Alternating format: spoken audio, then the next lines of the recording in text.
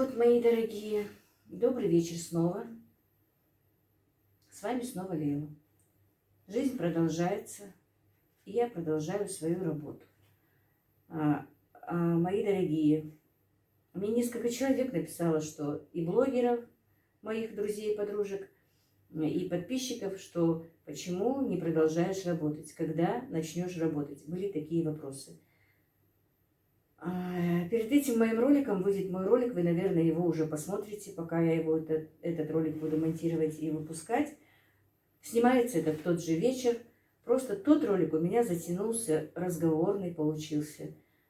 И уже, не знаю, я и там говорю, и сейчас скажу, но может быть тот ролик кто-то не посмотрит, что я не думала, что так долго затяну. Я думала, минут 5 расскажу о брате, расскажу о себе, но он у меня получился длинным, и поэтому я этот ролик снимаю уже отдельно, и поэтому здороваюсь отдельно, и этот ролик будет другой.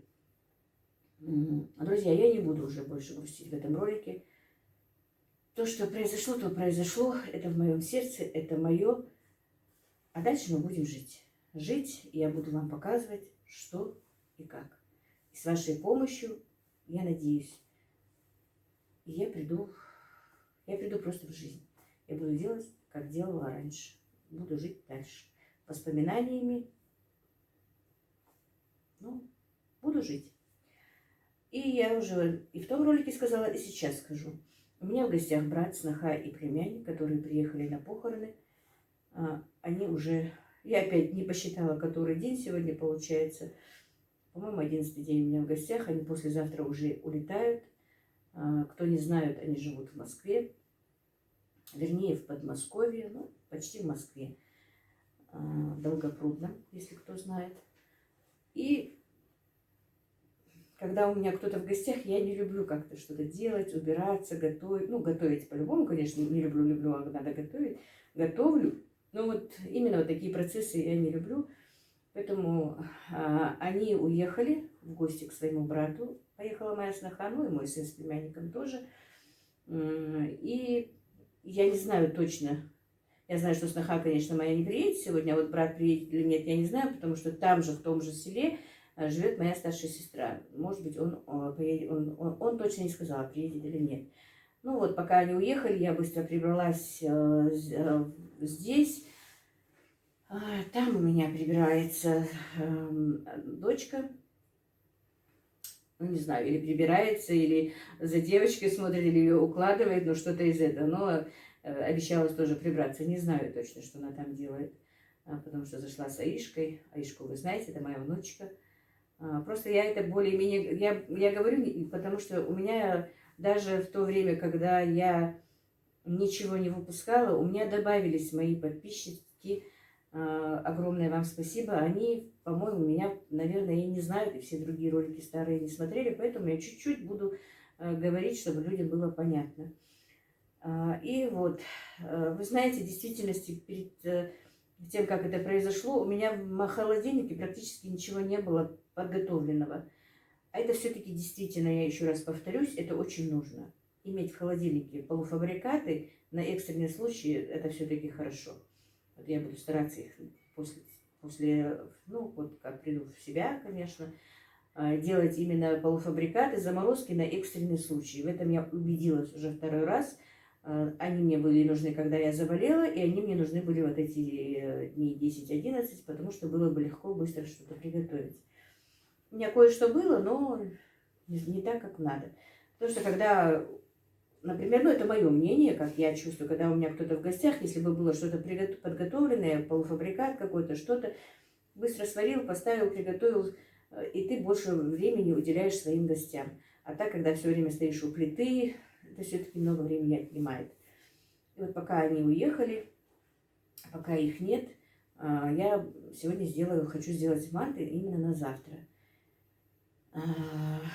Вот так вот, друзья. Так, у меня есть рецепт этого теста, но все-таки, опять-таки, я повторюсь, подписчикам, которые только ко мне присоединились, у меня рецепт, у меня у самой, но я не показывала других рецептов. Есть много рецептов теста, но это тесто для меня универсальное. Оно мне подходит для всего. Для пельменей, для мант, для чебуреков, для вареников. Вот именно вот для этого теста. Ой, для этих нужд это тесто. Для хинкали, конечно, чуть-чуть другое. И вот сейчас я взвесила 2 килограмма муки. Ну, кому не нужно так много, просто поделите пополам. Столовая ложка соли.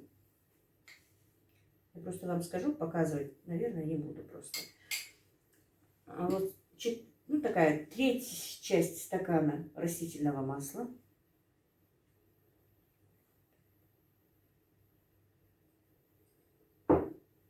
И литр воды. Вы знаете, друзья, мука разная. У каждого мука разная. Поэтому, вот я сказала, 2 килограмма муки. Тесто может быть из-за того, что клейковинность муки разная, может быть крутое, как оно должно быть, а может быть чуть-чуть будет и жидковатое, из-за того, что мука разная. Так что смотрите сами, если оно получилось не таким тугим, какое оно должно быть, чуть-чуть вымешивайте его после того, как это 2 килограмма вы забрали, или килограмм, как вы поделите, я не знаю, как вы это будете делать, насколько. Чуть-чуть вымесить его в муке, еще муки добавить, чтобы оно было все-таки крутым. Потому что оно еще час с лишним полежит, оно все-таки опять бывает таким вот, ну, размягчается. Я надеюсь, я вам правильно объяснила. Вот так. Опять-таки скажу, что кому не нужно столько много теста, просто поделите пополам. И все, вот мука, и всю эту муку эта вода забирает, и тесто бывает крутым, хорошим тестом. Оно бывает из-за того, что там растительное масло, эластичным, податливым и раскатывается легко. Вот так вот, друзья. Как я сказала, послезавтра мои гости улетают. Мне уже скучно, Я знаю, что мама будет скучать. Это тоже для меня, конечно, трудно, потому что пока они здесь, они постоянно за ней смотрят, они ее кормят, они ее веселят как могут, чтобы она вот не задумывалась, не зацикливалась о своем горе. Поэтому я уже думаю, что мне делать потом, когда они уедут. Но обещалась приезжать сестра, чтобы ее не оставлять одну. Как-то вот так вот поддержим нашу маму. Так, друзья, и вот тесто я замесила. Видите, вот такое вот крутое оно получилось. Ну, еще чуть-чуть подмешу его. Так, сыновья заходят, пьют чай. Вот видите, вот у меня вот такая вот мука, она хорошая. Вот именно этот мешок муки мне попался очень хороший.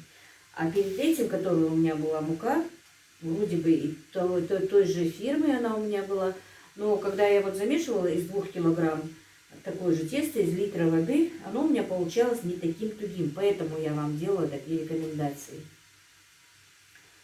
Вот так вот. Так, все-таки штатив очень шатается. Не повезло мне со штативами. Жизнь принесла свои коррективы. Я собиралась купить себе и штатив, и микрофон, но не получилось. Чуть попозже. Так что, если вдруг что, друзья, вы меня, я надеюсь, извините.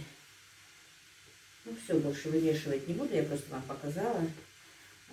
И мне там еще писали, что все-таки это тесто тугое, с ним трудно, для вас трудно. Вы знаете, его много вымешивать не надо. Вот именно вот этот рецепт теста не нужно долго вымешивать, и много сил на него не уходит. Оно быстро собирается. И все, вот теперь я его переложу в эту же чашку.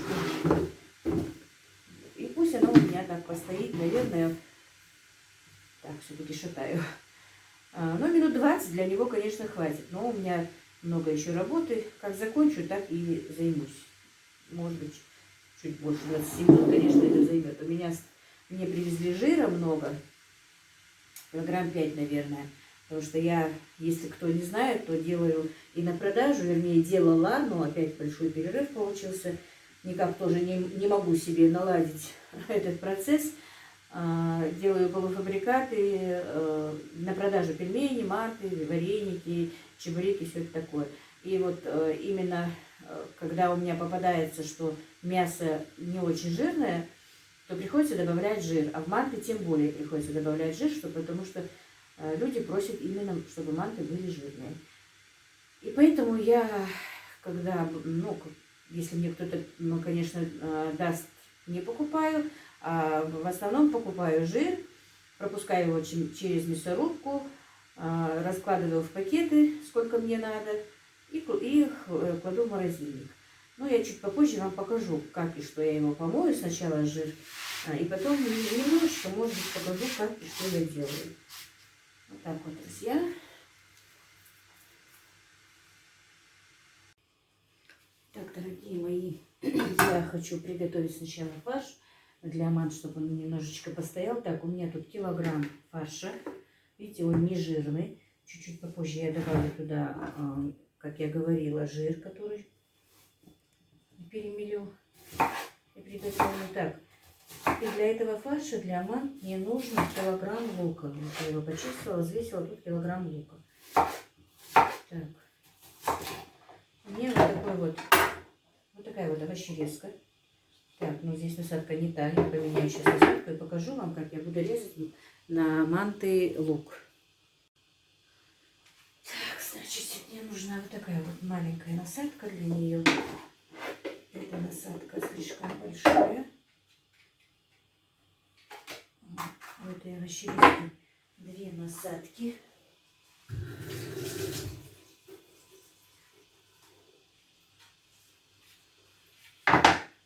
Я ее покупала, конечно, очень дорого. Она стоит 4500. Но когда вот нужно резать именно вот мелко лук для мант, она очень помогает. Если, конечно, то на продажу тем более. Но я вам сейчас покажу, а потом уже отключу, чтобы ролик мой не был таким длинным. Вот смотрите, я надеюсь, вам видно. Вот так вот. Вот. И сейчас я вам сразу покажу, какой он получается. Надеюсь, видно, вот насколько мелкий получается лук. Как раз такой, какой нужен на манты. Я сейчас это доделаю и потом займусь жиром. Так, и, друзья, я нарезала лук до конца, пропустила через мясорубку жир и все, приготовила фарш, короче, для мант. Ну, он пока пусть постоит немножечко, вкусы перемешаются. Вот я вам хочу показать, вот столько у меня жира, по-моему, видно, не знаю, нет, да или нет. Так, видно. Значит, я нарезала жир, помыла, почистила, все, что там было лишнее, убрала. Это мне вот, я вам говорила, что мне его привезли. И вот так вот нарезала, чтобы пропустить через мясорубку. И залила холодной водой. Холодной водой, ну, наверное, все знают, но я все-таки скажу. Заливаю для того, чтобы, ну, она не прилипала к мясорубке и более быстрее пропускала через мясорубку, короче. Друзья, я не буду показывать, как я пропускаю через мясорубку жир. Просто я его пропущу, взвешу, и потом вам покажу просто пакетики, вот как я его делаю. У меня на пельмени там грамм 150-200 бывает, я добавляю, а на мант 300 грамм, 250-300 грамм. Но опять-таки это колебается, потому что если мясо жирное, то, конечно, жира нужно добавлять меньше. Но если ну, я стараюсь покупать более нежирное мясо, потому что все-таки, когда добавлен жир, манты получаются вкуснее, сочнее. Ну, вкуснее и сочнее, вот как-то так.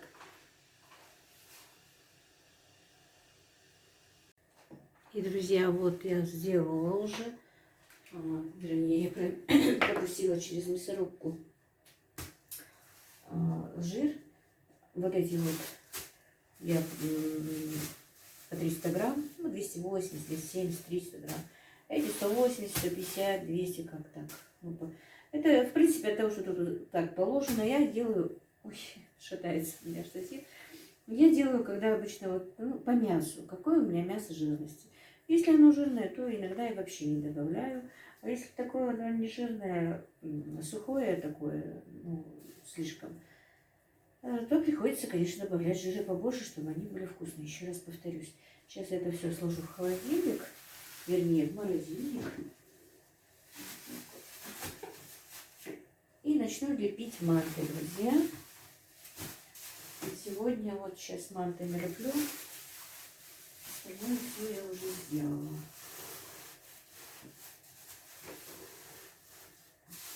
Я его просто пока в этом морозильнике заморожу, а потом перенесу уже в тот. У меня вон морозильник, другой ларь стоит в новом доме. Потом брикеты занесу, потому что сейчас не хочется туда ходить. Холодно. Сейчас он у меня здесь просто хорошенечко подмерзнет. И я занесу его.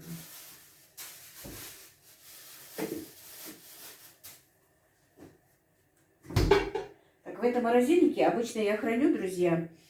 Буду чуть громче говорить, все-таки микрофон никак не смогла купить. В этом холодильнике я храню, морозильнике вернее, ну то, что мне постоянно нужно. А остальное у меня в морозильнике в большом ларе. Я вам как-нибудь покажу и свой ларь. И что у меня там лежит. Так, ну ладно, сейчас я быстренько здесь приберусь. Помою мясорубку, тазик, в котором был жир. И буду лепить манты.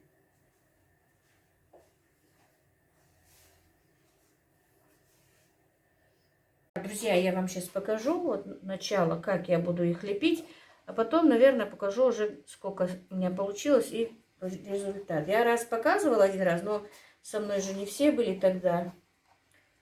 И хоть и показывала, было интересно еще раз, чтобы я показала. Так что я вам покажу еще поближе как-то, чтобы было видно. Видите, вот такой вот кружок. Его я вырезаю вот таким вот ведерочком из-под сметаны. Вот так вот.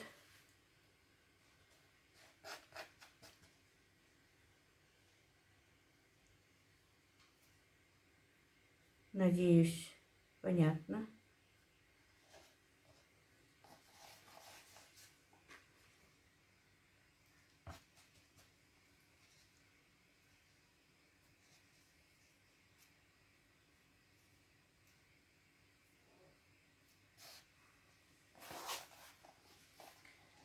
Вот так вот. И вот потихонечку надо приходить, конечно, в себя. Нужно делать заморозки. У меня сейчас кое-какие наметки буду действительно, чтобы все было в холодильнике, в морозильнике, чтобы было под рукой. Надо закупить мясо, кур потихоньку, да еще и гуси там у меня. Сделать котлет, запеканок, всего впрок. И тогда в любой момент, как я уже сказала, повторюсь, будет готова еда. Ну, это на экстренный случай. От того, что они у меня там будут лежать, я не буду их использовать, только в крайнем случае. Там вдруг, если гости пришли быстро, или там, ну, в любом экстренном порядке. Не хочу говорить, там, заболели, не заболели уже. Вот они получаются вот такие вот объемные, пышные, и вот за счет этого и на продажу выгодно. Особенно вот такая форма выгодна в кафе.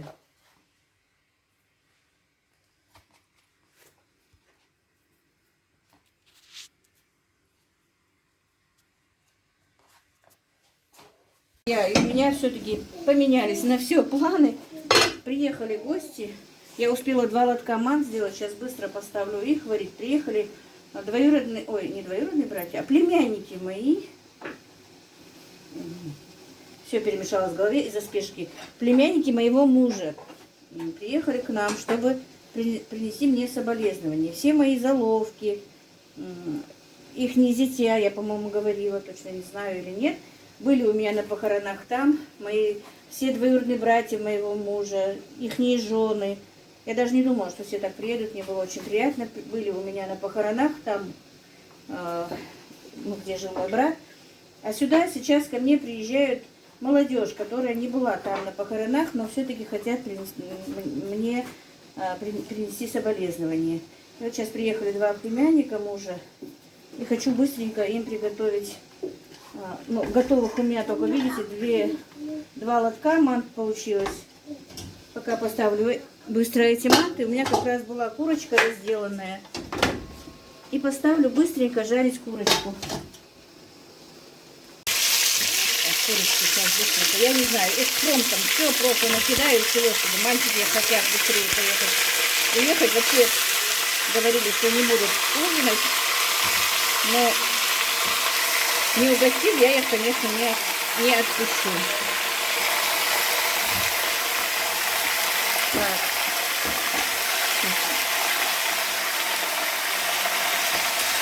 Вот они, Алишка с мамкой. Так что у нас гостей уже полон дом. Друзья, я переложила все-таки курочку в сковородку, чтобы было быстрее. Потому что я не хочу, чтобы мальчики уехали не поужинав. Видите, положила морковку чуть-чуть. Не знаю, все идет экспромтом. Нарезала лук. Вот у меня болгарка замороженная. Это специи чуть-чуть добавлю. Просто я жарю курочку, потому что боюсь, что мант будет мало. Я не успела налепить много, поэтому вот жарю курочку. Так, Аишка тут у меня проверку делает. Да, Аишка? Да, Аишка? Вот она тут проверку мне делает везде. Тут у меня Аишечка помогает бабушке. Вот. Быстро-быстро все в раковине грязно, все закидала быстрее, чтобы сделать. Мадина там стол накрывает в доме. А я тут вот пока там она сладости что-то делает. Мы тут с Аишкой, вон, видите, у меня Аишечка помогает бабушке чистить мебель сразу. Вот у бабушки тут грязненько, да, Аишка? Ну вот так вот, друзья. Сейчас быстренько, ну еще минут 10 и будет готово. Манты уже, по-моему, готовы. Вот, манты готовы. Вот так вот. Все по-быстрому, по-быстрому. У меня всегда так. Все в спешке, все бегом. Так, друзья, выпарилась у меня жидкость. Сейчас быстренько добавлю лучок. Не знаю, что будет за блюдо. Но обычно я так и делаю, когда тороплюсь. Всего понакидаю по-быстренькому, чтобы там за минут 20 максимально приготовить блюдо. Не 30, не больше. Потому что курочка такая же, что она мягкая. И, не то, что мягкая, курочка просто молодая. Поэтому быстро все. Пока мальчики сидят разговаривают, и уже, по-моему, на намаз стали. Вот все. Ну, чуть-чуть прихватится лучок. Потом только добавлю болгарку, потому что болгарка быстрее готовится. Так, сейчас быстренько закидаем болгарочку. Я, мама золотой. Это Ишка у меня всю уборку делает.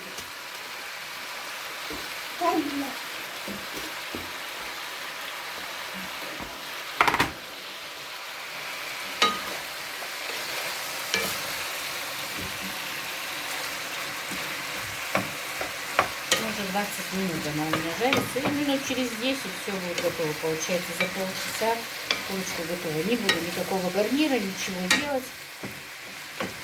Просто не хочется заморачиваться. Манты и курочка. Так, перекусов. И соленья какие-нибудь поставлю. У меня, в принципе, нет для салата ничего. Так, вот, у меня тут разные специи. Красный, черный перец, паприка и соль. И все. И пусть теперь томится. Курица моя готова уже, манты тоже. И я хочу сделать к мантам просто быстро. Видите, сметана домашняя. И если помните, цехтон, который я делала, это острый перчик такой с болгарским перцем и чесноком. Вот просто добавлю сметанку. И очень вкусно получается с мантами. И это будет такая вот, ну такой соус. Подлива, соус именно к мантам. Так. Этот цехтон подходит, даже в принципе можно было даже туда, но я забыла. И абхазскую аджику можно было, я просто не рассчитала. У меня просто там уже слишком много перцев Если я еще добавлю аджику, то будет слишком остро. Так, сейчас быстренько переложим.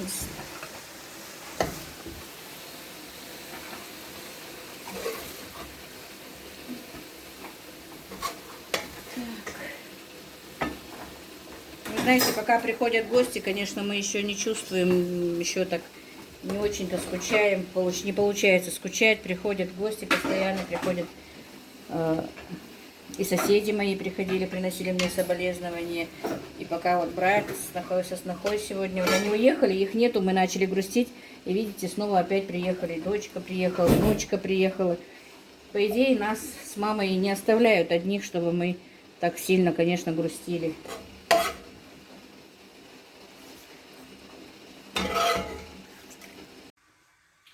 Манты тоже готовы, все готово. Сейчас быстренько занесем. Но снимать уже там не буду, потому что они не дадут мне снимать, во-первых. И как-то, не знаю, мне даже предлагать пока, конечно, не хочу. Так, запарилась. Аишка тут ходит. Майя, тоже курочку хочу. Уже 2 кусочка стащила. Масенькая моя. Так. Ну вот. Как я уже говорила, в действительности жизнь, друзья, продолжается.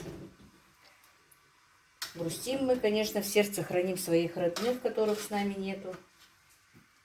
Но потихонечку продолжаем жить. Вот так вот. Так, у меня зелень только замороженная. Вот когда вот так вот в гости кто-то, мне, конечно, понравилось, чтобы зелень была не замороженная, а такая свежая. Но я, как вы знаете, очень редко хожу на рынок. А в магазинах у нас зимой очень редко привозят зелень. Ну ничего. Лишь бы было вкусно без зелени. Хорошо. Пиво? Это кто? Кто это? Глаза большие, ротик, да? Так, наши гости ушли. И мы тут с Аишкой играемся, да, Аишка? Кто тебе купил? Молодой специально, نحن هجو أير فيه هذا ير فيه تكاد داخلي أير تكاد داخلي هاو أخشتبي بدون تكاد داخلي هاو ما تكاد داخلي هاو حشتوся кто там нарисован حقيقي. Ну ладно, друзья, на сегодня мы свой влог закончим. Аишка не любит сегодня, не то что не любит, сегодня не хочет сниматься. Пойдем в магазин, пойдем тикать дохали. Только что говорила, хочет в магазин, не переживай, что. Аишка? Аиш, доховый тикет? Там темно. Ух ты. Ух ты. Кто там? Темно. Друзья, и на этом сегодняшний влог мы закончим. Большое вам спасибо, огромное спасибо. Как я уже сказала, жизнь продолжается. И я продолжаю, с вами свою работу. Вы мне уже многие сказали, что это моя работа. И действительно, с сегодняшнего дня я буду считать, что это моя работа. Действительно. И постараюсь не пропускать свои рабочие дни, как говорится. И мои даже блогерши, мои подружки мне написали, почему не выходишь на работу, почему не работаешь. Так что, вот как-то так, друзья. На этом все. Всех благ вам, мира и благоденствия.